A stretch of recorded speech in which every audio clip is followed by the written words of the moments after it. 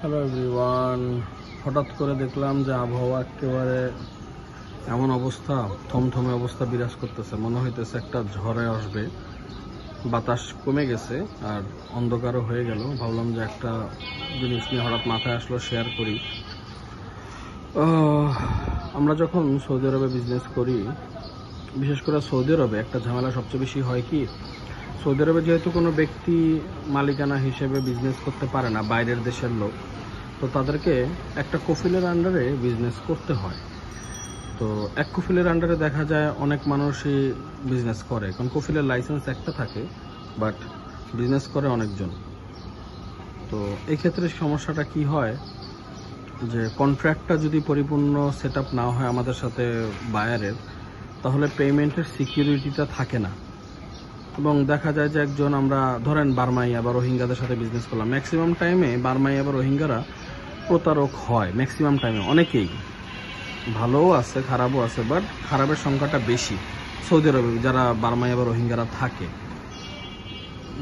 তারা বাংলাদেশ থেকে দেখা যায় ম্যাক্সিমাম টাইম অনেক সময় মালটাল নিয়ে টাকা পয়সা দেয় না। বাট দ্য মেইন টপিক হইতেছে যে তাদের সাথে কন্ট্রাক্টটা রক্ষা করা। তা মনে করেন যে সৌদি আরবে একটা ওয়েল রিনাউড কোম্পানি আছে,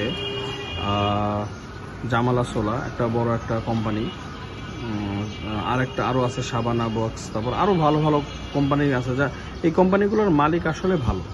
বাট এই কোম্পানিগুলোর আন্ডারে যখন বিভিন্ন ধরনের লোক ব্যবসা করে, তখন তারা পেমেন্ট নিয়ে বড়ই ঝামেলা করে। এবং এই ঝামেলাগুলো করার কারণ হচ্ছে তারা জানে যে সাবানা বক্স বা জামালা সোলা বা যে কোম্পানি আছে, এদের তো লাইসেন্স, একটা লাইসেন্স তো অনেকেই মাল পাঠায়। তো বাংলাদেশ থেকে তারা কোনো আমার পেমেন্ট নিয়ে ঝামেলা করতে পারবে না। তো তারা দেখা যায় যে পেমেন্ট দিল কি দিল না, কোনো মানে তাদের কোনো মাথা ব্যথা নাই।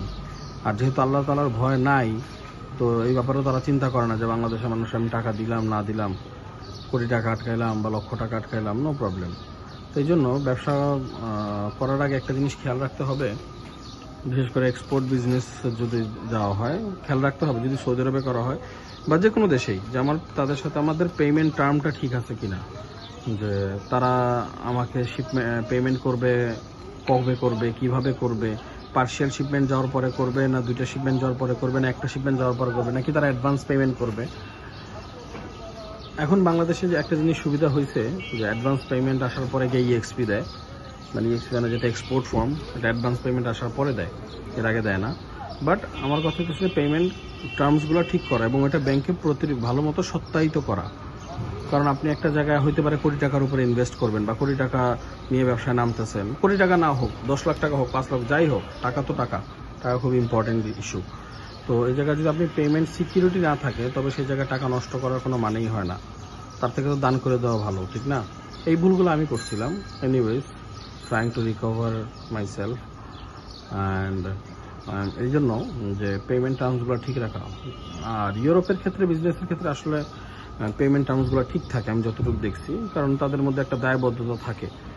যে কারণ কি, ইউরোপের যে ব্যাংকগুলো, তারা খুব কোম্পানিগুলোর ব্যাপারে খুব স্ট্রিক্ট।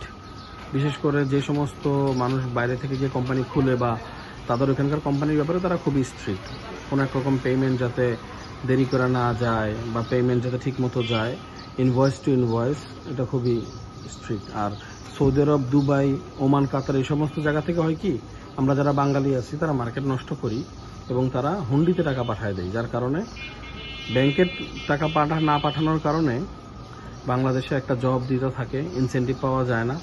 আর সেকেন্ডলি হইতেছে যে ওইটার পেমেন্টেরও কোনো পরিপূর্ণ পেমেন্টের গ্যারান্টিও থাকে না।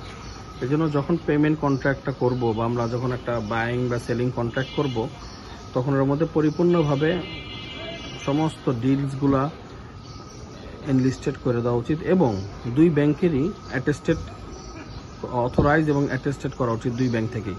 সাপোজ বাংলাদেশ থেকে আপনি জনতা ব্যাংক থেকে করছেন, জনতা ব্যাংক আপনাকে এই কন্ট্রাক্টটার ভ্যালিডিটি ভালো মতো চেক করে দেখবে।